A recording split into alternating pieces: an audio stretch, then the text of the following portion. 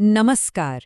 अगर आप एक टेक्नीशियन हैं तो डीसी मोटर्स को समझना आपके लिए बहुत ही ज़रूरी है। तो चलिए आज इसी को थोड़ा और गहराई से समझते हैं कि ये काम कैसे करती हैं और असल में इनका इस्तेमाल कहाँ-कहाँ होता है। और ये सारी जानकारी हमें मिल रही है मनीष कुमार नायक जी से, जो गवर्नमेंट आईटीआई सूरजपुर में ट्रेनिंग ऑफिसर हैं। अच्छा, कभी सोचा है कि जब हम एक बड़ी पावरफुल डीसी मोटर को चालू करते हैं तो वो एकदम से धुआं देकर जल क्यों नहीं जाती? सवाल तो मजेदार है और यकीन मानिए इसका जवाब ही आज की हमारी पूरी बातचीत का सेंटर पॉइंट है। तो इस पहेली को सुलझाने के लिए ना सबसे पहले ये समझना होगा कि मोटर के स्टार्ट होते ही आखिर वो खतरा है क्या और कितना बड़ा है। देखिए, बात सीधी सी है। जब मोटर बंद है तो उसकी स्पीड, जिसे हम एन कहते हैं, 0 है ना? और मोटर के अंदर एक वोल्टेज बनता है जिसे कहते हैं बैक ईएमएफ या ईबी। ये सीधे सीधे स्पीड पर डिपेंड करता है। तो जाहिर है, जब स्पीड 0 है तो स्टार्टअप के समय बैक ईएमएफ भी 0 ही होगा। तो सोचिए जरा, अगर बैक ईएमएफ 0 है तो स्टार्टिंग में करंट कितना होगा? चलिए एक छोटा सा हिसाब लगाते हैं।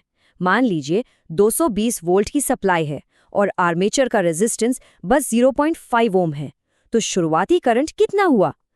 440 एम्पियर। अरे बाप रे, ये इतना ज्यादा करंट है कि किसी भी मोटर को सेकंडों में जलाकर राख कर सकता है। तो फिर मोटर बच कैसे जाती है? इसका जवाब ना एक अनदेखी ताकत में छिपा है, और वो है बैक ईएमएफ। यही मोटर का अपना खुद का एक सुरक्षा कवच है। तो ये बैक ईएमएफ आखिर है क्या भला? बहुत सिंपल है। जैसे ही मोटर घूमना शुरू करती है ना, वो खुद ही एक उल्टा वोल्टेज बनाने लगती है। ये वोल्टेज बाहर से आने वाली सप्लाई को रोकता है। उसे कह सकते हैं कि पीछे की तरफ धक्का देता है। ये इक्वेशन देखिए, ये मोटर के अंदर के बैलेंस को कितनी खूबसूरती से दिखाता है। एक तरफ है सप्लाई वोल्टेज V जो मोटर को घुमाना चाहता है, और दूसरी तरफ है दो चीजें, बैक ईएमएफ EB और आर्मेचर का छोटा सा वोल्टेज ड्रॉप जो उसे रोकने की कोशिश करती हैं।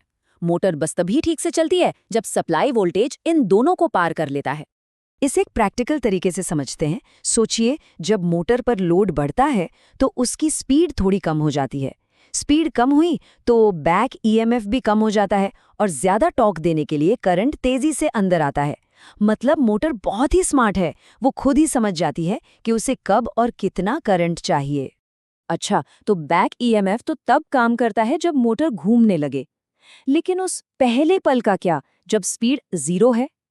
उस शुरुआती खतरनाक करंट को काबू करने के लिए हमें एक बाहरी मदद की जरूरत पड़ती है, और वो है एक स्टार्टर।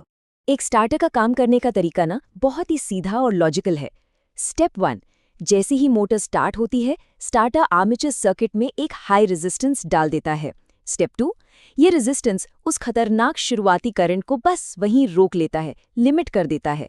और फिर स्टेप 3, जैसे जैसे मोटर अपनी स्पीड पकड़ती है और उसका अपना बैक ईएमएफ बनने लगता है, हम धीरे धीरे स्टार्टर के उस रेजिस्टेंस को हटाते जाते हैं। आमतौर पर दो तरह के स्टार्टर्स ज़्यादा इस्तेमाल होते हैं। एक है 3 पॉइंट स्टार्टर जो शंट और कंपाउंड मोटर्स के लिए है, और दूसरा है 4 पॉइंट स्टार्टर। इसका इस्तेमाल हम तब करते हैं जब हमें मोटर की स्पीड को फील्ड वीकनिंग तकनीक से कंट्रोल करना हो। चलिए, अब जब हम ये समझ गए हैं कि डीसी मोटर सुरक्षित तरीके से चलती कैसे है, तो अगला बड़ा सवाल आता है, किस काम के लिए कौन सी मोटर चुनें? क्योंकि सही काम के लिए सही मोटर चुनना ही सबसे ज़रूरी है। ये टेबल हमारी बहुत मदद करती है। देखिए, डीसी शंट मोटर, इसकी खासियत है कांस्टेंट स्पीड। तो ये लेथ मशीन, पंप्स या ब्लोअर के लिए बेस्ट है, जहां स्पीड का एक जैसा रहना जरूरी है। फिर आती है डीसी सीरीज मोटर। इसका स्टार्टिंग टॉर्क जबरदस्त होता है, मतलब भारी भरकम सामान उठाने के लिए, जैसे क्रेन या लिफ्ट में, यही काम आती है। और आखिर में है डीसी कंपाउंड मोटर, जिसमें दोनों की अच्छी बातें हैं, हाई टॉर्क भी और सेफ स्पीड भी। ये पंच प्रेस जैसी मशीनों के लिए एकदम सही है। ठीक है, तो मोटर चुन ली, उसे चला भी लिया। लेकिन एक अच्छे टेक्नीशियन की असली पहचान होती है उसे लंबे समय तक सुरक्षित तरीके से चलाने में।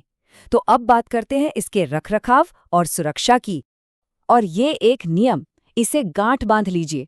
अगर मोटर के घूमने की दिशा बदलनी है तो हमेशा सिर्फ और सिर्फ आर्मेचर के कनेक्शन यानी A1 और A2 को ही उल्टा करें। कभी भी भूल से भी फील्ड कनेक्शन F1 और F2 को मत छेड़ना।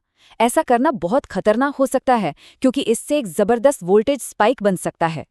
रोज या हफ्ते में एक बार बस कुछ छोटी छोटी चीजों पर ध्यान देना है। क्या मोटर से कोई अजीब आवाज तो नहीं आ रही, कहीं बियरिंग तो नहीं घिस रहे, छूकर देखे क्या वो जरूरत से ज्यादा गर्म तो नहीं हो रही, और कम्यूटेटर पर नजर रखिए कहीं बहुत ज्यादा चिंगारी तो नहीं निकल रही। फिर हर महीने थोड़ा और डिटेल में जाना है। कार्बन ब्रश की लंबाई चेक कीजिए, स्प्रिंग का टेंशन देखिए, और सबसे ज़रूरी, मोटर के अंदर जो भी कार्बन या धूल जमा हो गई है उसे हवा से अच्छी तरह साफ कर दीजिए। ये छोटे छोटे काम आपकी मोटर को बड़ी मुश्किलों से बचा लेंगे। और साल में एक बार बड़ी सर्विस का टाइम आता है। मीगर से इंसुलेशन टेस्ट कीजिए। अगर कम्यूटेटर पर गड्ढे हो गए हैं तो उसे ठीक करवाइए और बेयरिंग्स में नई ग्रीस डालिए। बस इतना कर लिया तो मोटर की लाइफ कई साल बढ़ जाएगी। इस पूरी जानकारी की पीडीएफ और असेसमेंट के लिए डिस्क्रिप्शन ज़रूर चेक करें, और ऐसे ही क्विक और ज़रूरी अपडेट्स के लिए चैनल को सब्सक्राइब करना ना भूलें।